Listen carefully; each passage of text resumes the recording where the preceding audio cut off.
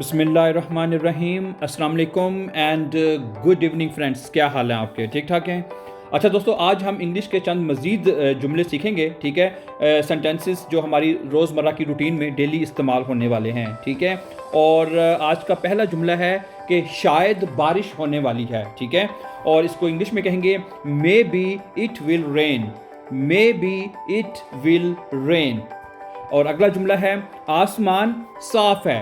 The sky is clear. The sky is clear. आसमान साफ है। आगे है मुझे नहीं लगता बारिश होगी।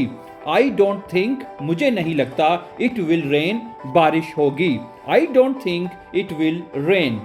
और अगला जुमला है बाहर बारिश हो रही है।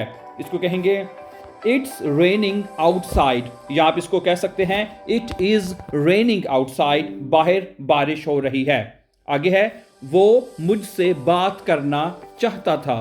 He wanted, वो चाहता था, to talk, बात करना, to me, मुझसे। He wanted to talk to me, वो मुझसे बात करना चाहता था। अगला जुमला है He came himself to talk, वो खुद बात करने के लिए आया। He came, वो आया, himself, खुद, to talk, बात करने। He came himself to talk, वो खुद बात करने के लिए आया। Thank you for watching and before going please don't forget to subscribe.